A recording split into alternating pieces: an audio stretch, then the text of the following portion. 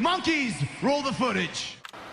This is the NCAA Tournament on the Dial Global Radio Network. LeVar in Cleveland, you're next up on the Fan.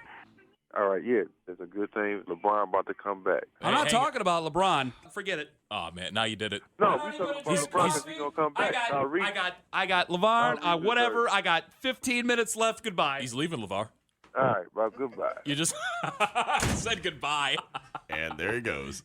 It's now Falar and Kid on the Fan. So what was LeVar talking about? LeBron James? LeBron James, which is something that I'm surprised because Ken will always bring up LeBron James coming back to Cleveland. He texts me at least 3 times a day about LeBron. Constantly. It's a very delicate situation, and he gets antsy because people bring up LeBron, and he fears that people are going to know that he's a closet LeBron fan. But we told him from day one, just get it out there. It's going to come back and it's going to bite him, and he's all worried about it. Gets very defensive. He walks out anytime someone mentions LeBron, and it's like, really, dude. I mean, you have like 3 of his jerseys. I think this is ridiculous. He's got his Cavs jersey. He's got a replica high school jersey. He's got the Heat jersey. No.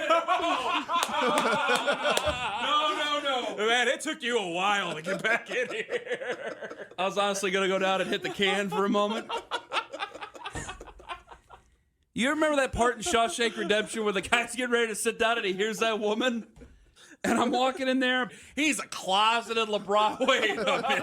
No, I don't know why you can't bring it up on the air that you love LeBron. No, I don't. Want him back, and you want every topic to be about LeBron Don't do James. that. Don't do that, because somebody's going to take you seriously. Don't do that. It's not that bad of a thing. You're allowed to like LeBron. I don't like LeBron. The first step is admitting I'm not going to talk about LeBron.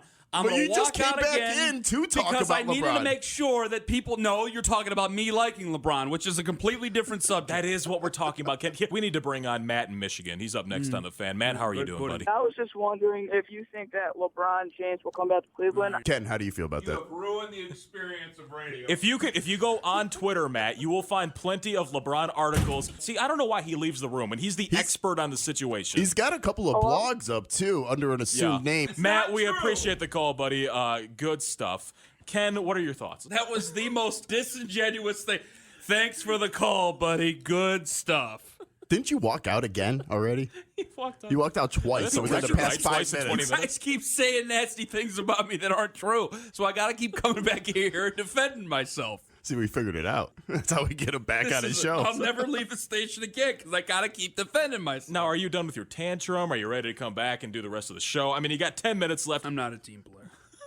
You guys throwing me under the bus like this. I'm not a team player. All right, well, when we come back, pudding. if you would like to give Ken an intervention in the final 10 minutes, 216-578-0092 on Twitter at Ken Carman, C-A-R-M-A-N. I hope you both are in the same car. And it's Filar, I-T-S-F-I-L-L-A.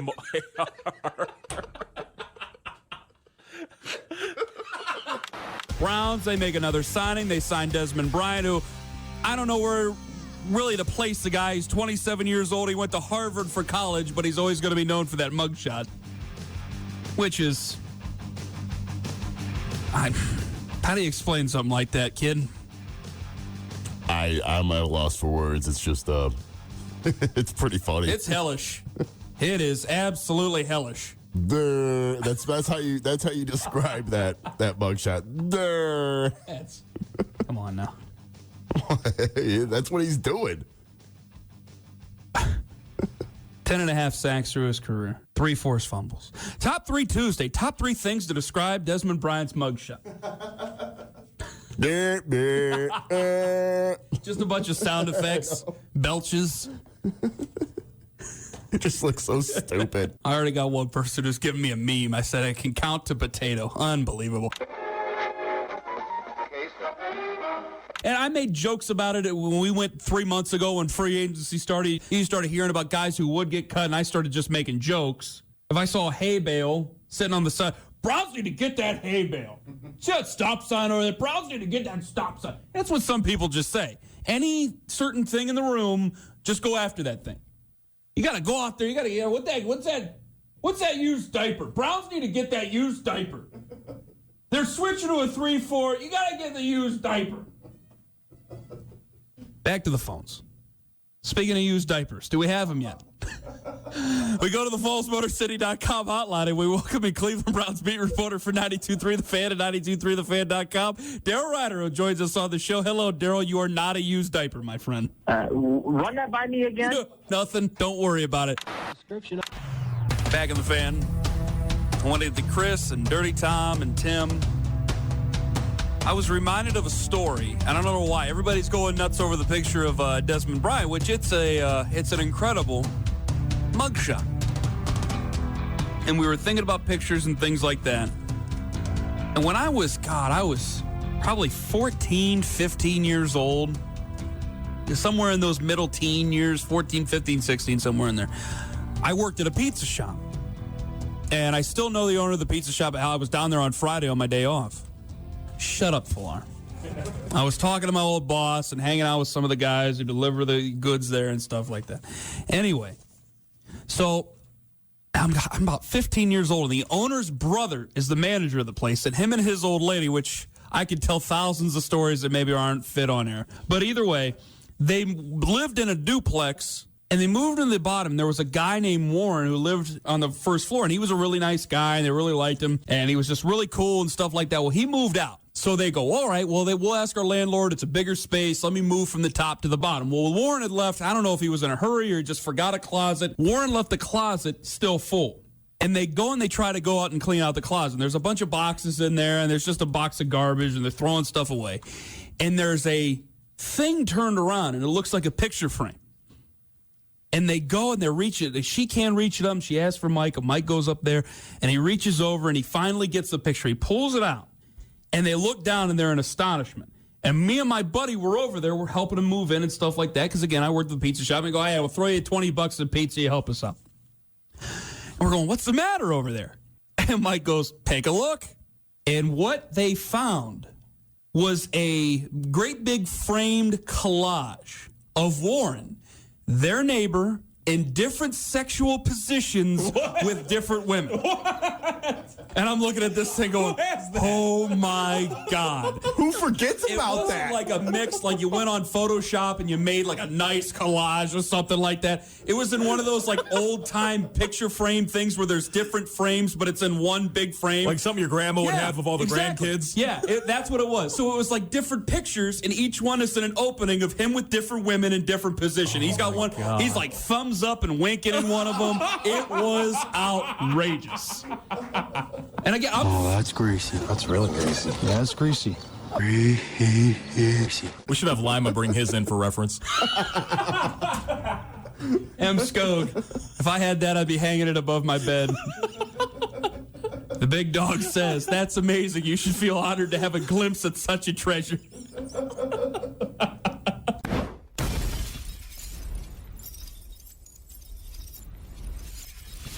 J-Rock and Sunnyvale, you're next up on the Fan. So let me say just a couple of things you need to know to the JRC. I spin more rhymes than a lazy Susan, and I'm innocent until my guilt is proven. I run this game from the east and the west, and I'm really Alex from Chessman. That Barkley's the best.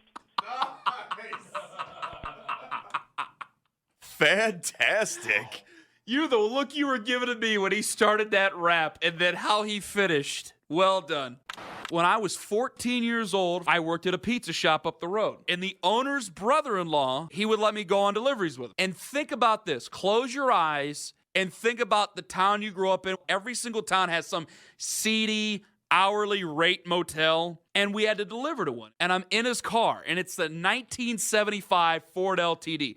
So for some reason, I'm sitting there. He goes, okay, I'm going to go in there. I'm going to deliver the food. I'll be back. He just left you in the car with it running. And for some reason, I go, I'm taking this car and I'm driving around the parking lot. And I get over in the driver's seat and I put it in reverse. I brush the gas pedal. And I don't have my hands on the wheel. Wheel cuts. And it turns to the right, and right to the right, I knock a door off a motel room, clear off the hinges. And I am freaking out. Was there anyone in the room? No, there was no one in the room because later on I'm thinking about it. They're under the door. And I'm trying not to laugh and go, could you imagine laying in bed at 11:30 at night? And you just hear this car squealing and you get the door knocked completely off your 4 inches. Well, plus the hotel, motel, whatever that you're describing. Imagine if something was going on in that room when you hit the door off the hinge. I am freaking out. So my reaction was to slam on the gas as hard as possible. So I'm up against the wall, and the wheels are just spinning. You're still in reverse. I'm doing a burnout in reverse. And there is smoke coming, like, billowing around the back of it. This is an old V8. And there's smoke coming around the car. And finally I go, hold on. And I stop. I hit the brakes for some reason. Oh, no. And I put it in drive, and I try to tap the gas, and it was just too much car. And I try to tap the gas, and I'm just coasting. I'm going, okay, I'm going to coast it. And at this time, it's now when the actual tenants of the motel come out, and there's some guy, and he's going, hey, the hell are you doing? I go ahead. I'm driving. I go, I can't stop the car. And I go to the end of the parking lot, and I got an audience by now. And I take another left, and there's fences. And I know somewhere there's a pool around, and I'm either going to make a tremendous drop, and we're going to have a serious problem on my hand. And I mean, now you're going to have a problem. I'm starting to hyperventilate at the time. I'm really nervous. I take a left, and all of a sudden I just feel a boom, bang, into a wall. I went, oh, my God. And there's this guy, and he's standing out there, and he's got a cigarette in his mouth, and he's got this long hair. Honestly, it looked like Patrick Swayze's buddy, what Sam Elliott played in Roadhouse, and he's shirtless. You put it in the kiddie pool, bud. I know. You go, you're going to have to gun it to get it out of that kiddie pool. So I put it in reverse. I get it out the kiddie pool. I stomp on the brakes. By this time, the owner's brother-in-law has come out of the building and has seen me in his old Ford LTD in a kiddie pool at the time. And he's running by the car, and what the bleep are you doing? What the bleep are you doing? I go, I don't know. He goes, what happened to the bleeping door at the other end of the hall? He goes, put the car in park. Finally, someone goes, we stop the car. I got to call the cops on you. He gets in the car. He goes, put it in drive, and he jumps in, and we take off through the night in Perry. Oh, my God. My God, you're lucky there was no one in that room. I can't believe I got away with it. So you think you've done some stupid stuff. Nah, I've been there with you. Make sure you go out and you get chapstick. There's a tub of Vaseline back there. My ass in the master of basketball. That's what you're about to do, buddy boy. You like moist kisses on your ass there? That's fine. That should be the thing that we have to do. He just don't I like said chapstick. we'll leave it to the listeners. We'll leave it to the tweeters what the loser has to do. Now, I thought that you would have to give a report of either Gigli or a movie of their choosing, whatever it would be. I don't want to do anything like Human Centipede or anything like that, but I seriously think that Gigli. I'm pretty confident. If you put Falar to watch Human Centipede, that's just pleasure to him. He loses, but he wins at the same time. Oh, you meant watch Human Centipede. No, you participate. You would have to watch and then give a report. Oh, I thought you meant that you would have to turn the other person into part of a Human Centipede. Which might be appropriate. We get a couple interns. We can make that happen. Welcome back to the Ken Carman Show as we have What the are Ken interns Carman for? The Ken Carman Show Human Centipede. I would love to be the leader of, like, not the leader of the Human Centipede. Well, you always want to be in front. Yeah, you want to be the first front, one. Ken. You know, I mean, it's your show. you don't want to be the caboose. You always want to be up On the front. name on it, I got to be the first one out there. Nick and Tom have been patient while we talk about Human Centipedes. Maybe they want to be a part of it. They were the winners. Nick. One of them may as well be with the team I'm about to give away. Congratulations.